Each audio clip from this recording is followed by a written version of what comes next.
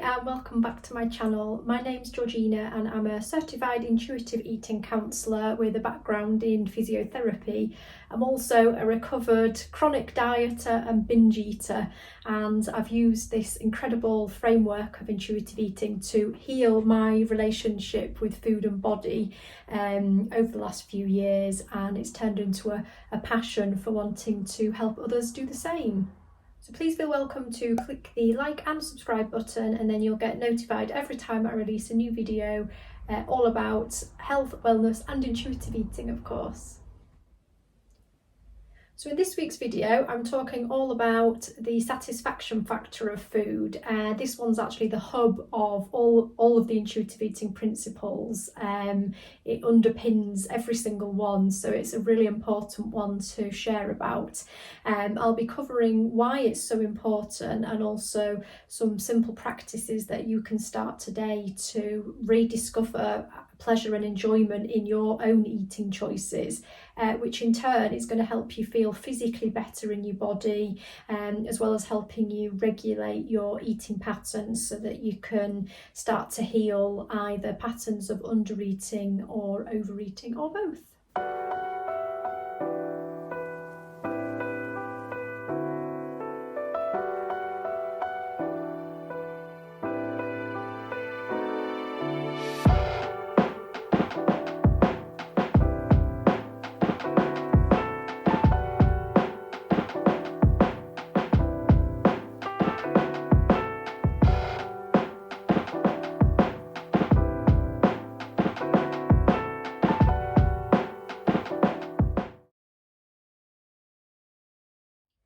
So the satisfaction factor of food actually is one of my favourite principles of the 10. It really does unlock the doors to so much healing for our relationship with food and our body, that diet culture takes away.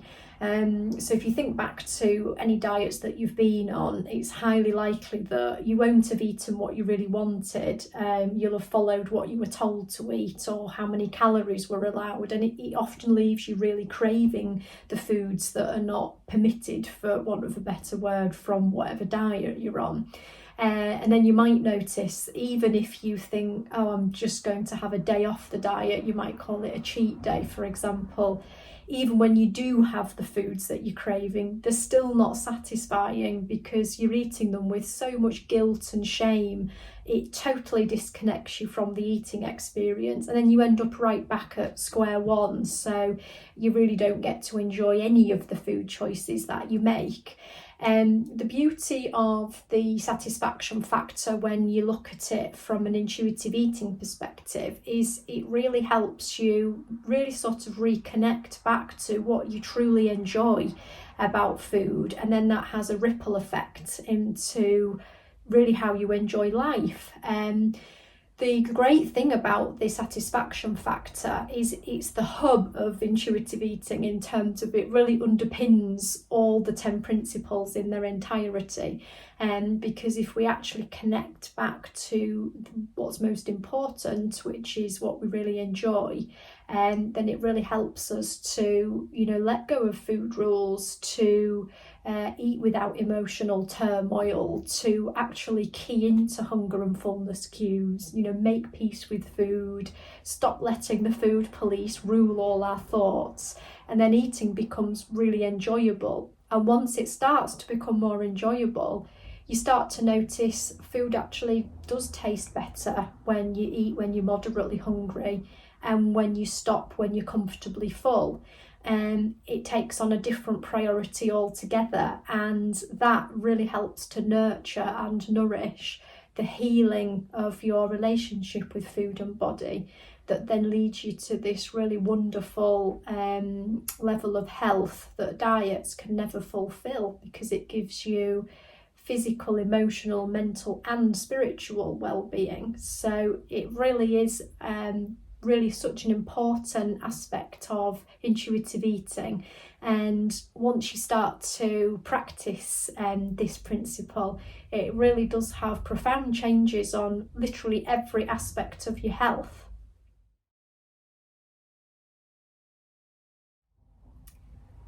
So a really helpful tool to rediscover the satisfaction and pleasure in eating for you is to start with a really simple question to yourself, which is, what would you like to eat? And then give yourself permission to have that food, sort of, if possible, in a nice, relaxing environment. And then from there, really look at discovering like the sensual qualities of that food of choice, and then any foods that you choose to continue working with for this practice. So like taste qualities are really important. So, you know, do you like savoury foods, sweet, salty, buttery, rich, bitter, tart, smoky, that sort of thing? And then what texture would you enjoy? So was it smooth, creamy, crunchy, chewy, crispy, crumbly, flaky? The list goes on. And then sort of consider what aromas you enjoy, what temperature, how would the food look for you to see it, for it to be satisfying for you. And how much food would be satisfying. So what volume, is it heavy and hearty, or is it more of an airy and light volume that you'd find most appealing? And then continue to ask these questions with all foods that you're eating. So whether it's a new food for you that you've not given yourself permission to eat, that you're going to actually have when you've asked yourself, what would be satisfying to me, what would I enjoy? Or whether you apply this just to foods that you're eating on a regular basis. You may actually discover that what you're eating day in, day out doesn't actually tick any of those boxes, and you might discover that, you know, you really like crunchy foods, and because of the diet you've been on, maybe you've been eating a lot of soups, for example, which you don't really like, but you're doing it because you think you should. Or perhaps the diet plan was suggesting for you to eat lots of salads, which are a cold temperature, and actually what you wanted was really warm foods, you know, that are really hearty. So it's a really powerful practice to try, and I hope you really discover a lot for yourself by doing it. It's simple but really, really effective. So to dive a little bit deeper into satisfaction factor of food when it comes to hunger and fullness, I actually covered that in my last video, so it's just linked up here if you want to go back and have a watch of that. But your food will ultimately taste more satisfying overall when you understand and honour comfortable hunger and comfortable fullness. So there's a practice called the last bite threshold, which twins with the satisfaction factor and fullness, which you're welcome to try.